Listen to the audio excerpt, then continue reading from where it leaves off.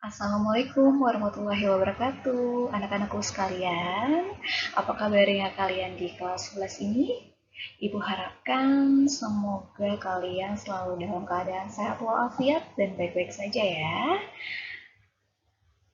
Pada kesempatan kali ini, alhamdulillah bisa berjumpa lagi bersama Bu Yusrina tentunya di pelajaran biologi. Kalian sudah naik kelas ke kelas 11, pasti akan mempelajari bab juga materi yang lebih sulit tingkatannya. Di bab pertama ini, Ibu akan mengajak kalian membahas tentang yang namanya sel, ya, atau organisasi tingkat seluler. Sebelumnya, siapkan terlebih dahulu alat tulis kalian, semangat kalian, diri kalian untuk belajar hari ini. Dan tidak lupa juga alangkah baiknya sebelum memulai pembelajaran hari ini, kita ucapkan terlebih dahulu basmalah. Yuk bersama-sama kita ucapkan Bismillahirrahmanirrahim. Lanjut yuk. Organisasi tingkat seluler. Di kelas 10, tepatnya semester 1, pasti kalian juga masih ingat ya, belajar cabang ilmu biologi yang mempelajari tentang sel. Apa sih cabang ilmu biologi yang mempelajari tentang sel? Yaitu adalah, ya betul, sitologi. Sitologi adalah ilmu biologi yang mempelajari tentang sel, baik itu struktur, fungsi, maupun proses-proses yang terjadi di dalam sel kehidupan makhluk hidup. Ada kompetensi dasarnya menjelaskan komponen kimiawi, penyusun sel, kemudian struktur, fungsi, dan proses yang berlangsung dalam sel sebagai unit kehidupan. Kemudian, pencapaian kompetensi menjelaskan sejarah perkembangan sel, ada menjelaskan struktur, bentuk, fungsi, dan komponen penyusun sel makhluk hidup, menjelaskan perbedaan sel prokaryotik dengan sel eukaryotik, membedakan antara sel hewan dan sel tumbuhan, serta menjelaskan proses transportasi zat pada sel makhluk hidup.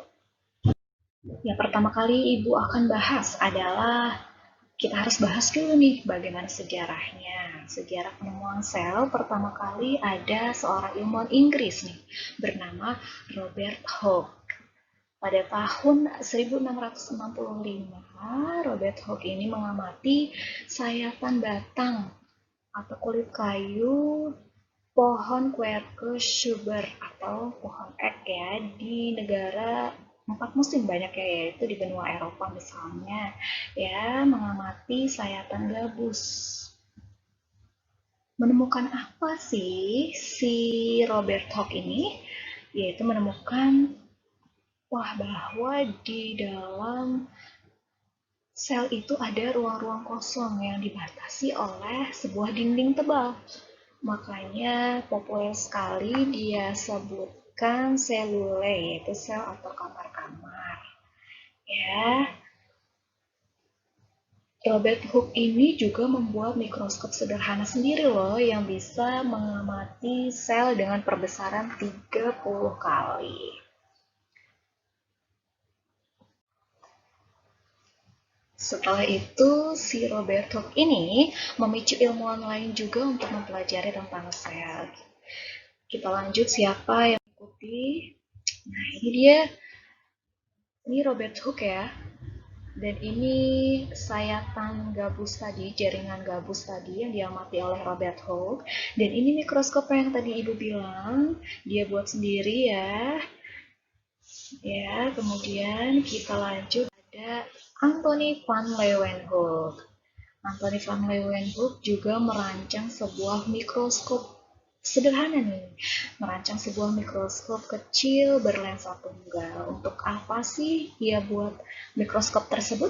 Digunakan untuk mengamati air rendaman jerami nih, yang biasanya banyak golongan protistanya, benda-benda kecilnya ya.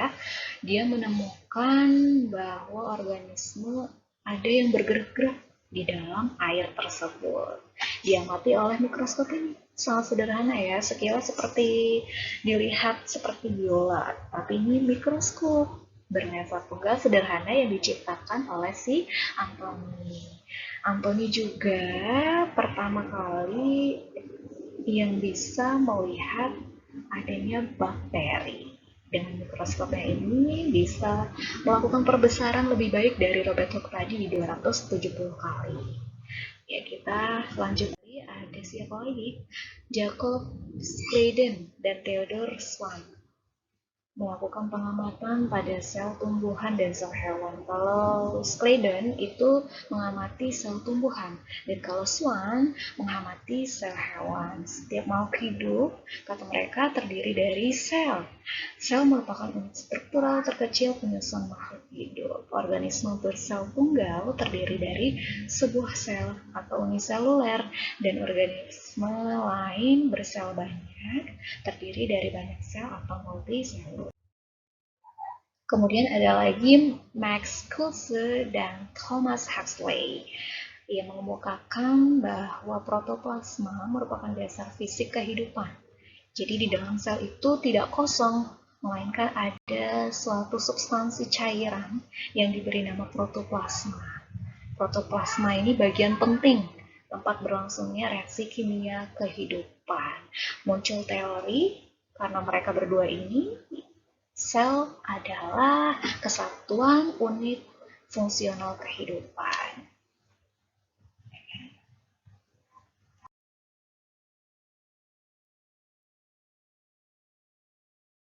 Kemudian ada Rudolf Virchow.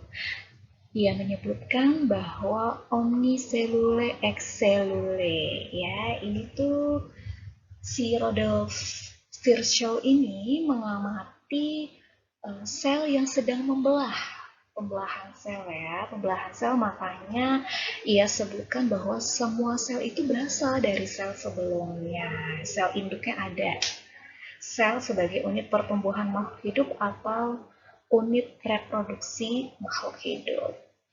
Kemudian ada perkembangan lain juga. Kita lihat di sini ada Robert Brown, ada Felix Durjadin, dan ada Johannes Purkinje. Kalau Robert Brown ini mengamati sel bunga anggrek dan menemukan bahwa di sel itu tidak hanya ruang kosong, melainkan ada suatu substansi atau benda kecil yang terapung-apung yang ia sebut inti sel. Inti sel ini sangat fungsional sekali untuk kehidupan makhluk hidup. Felix Durjadin dan Johannes Purkinje, dua-duanya juga beranggapan bahwa ada bagian terpenting di dalam sel, yaitu namanya protoplasma tadi. Ya. Nah, untuk melihat sel kita tidak bisa dengan mata telanjang, makanya diciptakanlah alat yang dapat melihat sel lebih dalam lagi ya, perbesaran lebih besar lagi, yaitu mikroskop. Mikroskop itu ada mikroskop cahaya yang seperti biasa kita gunakan, ada cahaya biasa maupun mikroskop cahaya elektrik yang disambungkan ke arus listrik ya. Kemudian ada mikroskop elektron. Terdapat dua jenis nih, atau dua macam mikroskop elektron, yaitu SEM dan TEM, Scanning Electron Microscope dan Transmission Electron Microscope. Kalau SEM itu dipancarkan elektronnya, kemudian spesimennya dilapisi oleh logam mulia, hanya untuk melihat permukaan sel saja. Sedangkan kalau TEM transmission berarti ditembakkan elektronnya ke spesimennya hingga ke bagian terdalam sekali dari sel. Nah, ini penampakan mikroskop cahaya ya. Ya, ini ada yang berbeda-beda, ini monokuler, ada yang binokuler, dua lensanya ya. Kemudian ada mikroskop sederhana nih di zamannya Robert Hooke, di zamannya Anthony van Leeuwenhoek ini. Kemudian ada mikroskop, wah ini adalah TEM ya, mikroskop transmission elektron. Kemudian ini SEM, dan ini hasil perbesaran mikroskop elektron, namanya mikrograf ya. Hasil penggambaran dari pengamatan mikroskop itu namanya mikrograf. Beberapa makhluk hidup yang diamati atau benda yang diamati. Ya, kemudian tadi kita sudah mempelajari atau membahas teori-teori sejarah perkembangan sel, penemuan sel. Kemudian sekarang disimpulkan nih dari seluruh penemuan-penemuan oleh para ilmuwan tadi, sel itu disebut sebagai sel itu adalah selule, kamar-kamar, ruang kecil atau tempat berongga. Dan disimpulkan sel itu menjadi disebutkan tiga unit penting nih.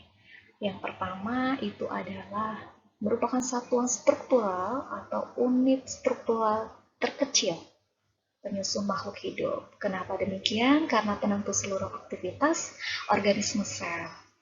Ya, seperti sel saraf menghantarkan perintah ya, rangsangan yang kita dapat ke sel otot untuk melakukan sesuatu, ke afektor berarti ya. Kemudian yang kedua ada unit atau satuan fungsional. Mengapa demikian? Karena untuk pembuatan ribuan molekul organik esensial dan juga sel itu memiliki fungsi sendiri-sendiri, tetapi dia bekerja bersama-sama dalam melakukan fungsinya mengendalikan makhluk hidup. Kemudian yang ketiga, yang terakhir itu sel juga disebut sebagai unit herediter atau satuan herediter, yaitu mewariskan sifat ya, sel baru sebagai bagian dari sel sebelumnya karena diwarisi oleh sifat-sifat organisme sebelumnya. Nah, itu sel ya. Kita beranjak ke macam sel. Kemudian di sini nanti ada bentuk sel dan di sini ada macam sel. Seperti yang sudah Ibu jelaskan pertama kali di kelas 10 waktu itu, sel itu ada dua berdasarkan membran inti selnya ya kan, yaitu ada prokariotik dan eukariotik. Prokariotik itu dimiliki oleh siapa? Hanya Archaebacteria, bakteri, dan cyanobacteria, yaitu ganggang biru hijau. Komponen inti selnya, dia tidak memiliki inti sel sehingga komponen inti selnya tersebar di sitoplasma, tidak diselubungi oleh suatu membran inti sel. Lain halnya dengan eukariotik seperti kita nih, manusia, hewan, tumbuhan, fungi, dan protista itu karena memiliki inti sel ya, dan dilapisi oleh membran inti sel, maka komponen inti selnya terbungkus rapi di dalam membran inti sel. Kemudian di sini ada bentuknya macam-macam ya. Bentuk sel itu kubus, prisma, bundar bulat, ada anggur, ada batang basil, bulat tadi kokus, kemudian benang filamen, spiral, dan koma. Nah, ukuran sel juga bervariasi. Yang paling kecil sekali ada mikoplasma, golongan bakteri ya, Eubacteria ini. Bakteri atau Eubacteria ya, bakteri sesungguhnya. Kalau arke itu kan bakteri purba. Ada satuan mikron di sini ya, dibacanya mikron atau mikrometer boleh. Yaitu mikoplasma paling kecil, yaitu 0,1 hingga 1 mikron. Kemudian yang paling besar itu ada yang bisa kita amati sendiri pakai mata, yaitu apa? Iya, sel telur ayam, telur bebek, telur puyuh, itu merupakan sel yang bisa kita amati. Makanya dia ukurannya ukurannya 3 hingga 30 cm. Sel tumbuhan dan sel hewan juga nanti kita pelajari lebih dalam ya. Di sini kita mempelajari khususnya eukariotik ya, sel hewan dan sel tumbuhan berbeda dalam beberapa hal, nanti kita lihat ya. Lanjut, di sini ada makhluk hidup. Di sini makhluk hidup ada berdasarkan jumlah selnya ya, ada multiseluler, ini ada uniseluler ya, sel tunggal dan sel majemuk ini ya. Baiklah, lanjut saja. Nah, ini paling penting, struktur sel ya. Secara umum pokoknya ini struktur sel dia itu dibagi menjadi dua, yaitu tadi ada protoplasma dan paraplasma. Kalau protoplasma ini dia itu adalah bagian sel yang hidup dan melakukan fungsi metabolisme tubuh ya. Dibagi nih, protoplasma itu strukturnya ada apa aja. Strukturnya di sini dibagi ada 3, ada inti sel atau nukleus, yang nanti nukleus di dalamnya juga ada bahan-bahan genetik kita ya, materi genetik kita, ada DNA, ada kromosom, ada nukleoplasma, ada anak inti nukleolus ya. Kemudian di sini ada membran sel dan sitoplasma. Kalau sitoplasma ini dia dibagi dua juga, ada yang cairan, ada yang padat. Kalau cairan itu namanya sitosol, kalau yang padat namanya organel. Organel ya, jadi kalau kalian pernah belajar nih, ya disebutkan ada ribosom, retikulum endoplasma kasar, retikulum endoplasma halus, mitokondria, lisosom, dan lain-lain, itu disebutnya adalah organel ya, organel sel, bukan sel ya, melainkan organel. Ini bagian sitoplasma yang padat ya. Kalau paraplasma itu adalah bagian dari sel yang mati dan tidak sama sekali melakukan fungsi metabolisme tubuh. Dibagi menjadi 3 juga, ini berarti hasil metabolisme nih. Ya, seperti dinding sel nanti dimiliki hanya pada sel tumbuhan. Kemudian ada inklusio. Inklusio itu apa sih, Bu? Inklusio itu adalah timbunan makanan, timbunan granulat berpigmen atau timbunan warna seperti butiran-butiran minyak ya, butiran-butiran sekretory, vesikel, nanti kita belajar lebih lanjut. Dan ada vakula, vakula tempat penyimpanan segala macam nih, lemak lah, minyak lah, lipid, steroid ya, protein ya, ada di vakula. Kita lanjut. Nah, ini komponen utama sel. Komponen utama sel itu ada membran plasma atau plasmalemma ya, nukleus, sitoplasma. Ada nukleus, sitoplasma, nanti kita belajar lebih lanjut fungsi-fungsinya, apa membran plasma, fungsinya nukleus, sitoplasma apa ya. Kita lanjut saja dulu. Nah, ini ada molekul.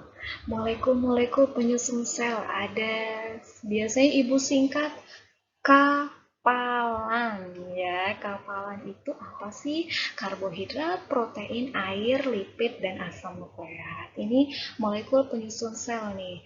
Ada yang organik. Kalau organik itu yang termasuk organik karbohidrat, protein, lipid atau lemak, dan asam nukleat seperti DNA, RNA nanti ya. Dan yang anorganik ini ada air dan garam-garam mineral serta ion dan teman-temannya yang lain ya. Itu molekul anorganik. Kemudian lanjut saja, itu molekul penyusun. Nah, di sini ada perbedaan sel prokariotik dan eukariotik. Ya, berdasarkan organel nih. Ini dilihat berdasarkan organel, ada inti sel, ribosom, retikulum endoplasma, badan Golgi atau aparatus Golgi, mitokondria, lisosom, sentriol, dan DNA-nya seperti apa. Ya, kita lanjut. Di sini ada secara keseluruhannya perbedaan sel prokariotik dan eukariotik. Di sini ukurannya mencolok berbeda ya. Di sini hanya kalau prokariotik itu 1 hingga 10 mikron, kalau sel eukariotik sudah 10 hingga 100 mikron. Memiliki membran inti sel ya pastinya. Kalau pro tidak memiliki membran inti sel. Ya, DNA-nya bisa dilihat. Kebanyakan bakteri, cyanobacteria atau archaebacteria itu sirkuler DNA-nya. Dan punya lagi materi genetik lain yang berbentuk sirkuler bernama plasmid. Ya. Nah, ini penampakannya nih. Ini sudah belajar kan ya kita Eubacteria, Archaebacteria nih, bakteri Cyanobacteria ini selnya nih. Ini sel prokariotik, ini sel tumbuhan, bisa kokoh berdiri tegak karena ada dinding sel tadi, dan ini sel hewan nih, sel kita nih, sel tubuh kita termasuk sel hewan ini. Ya, baiklah, Ibu cukupkan dulu pembahasan pada kesempatan kali ini. Nanti pada pertemuan selanjutnya kedua, yaitu kita akan membahas lebih dalam lagi tadi apa fungsi-fungsi dari membran plasma, sitoplasma, dan nukleus, perbedaan sel hewan sel tumbuhan apa saja, dan juga proses transportasi zat pada sel tubuh makhluk hidup. Terima kasih atas partisipasi dan kerjasama kalian. Jangan lupa dicatat dan dipahami. Semoga masih terus tetap semangat untuk belajar. Mohon maaf apabila itu ada kesalahan. Wassalamualaikum warahmatullahi wabarakatuh. Sampai jumpa.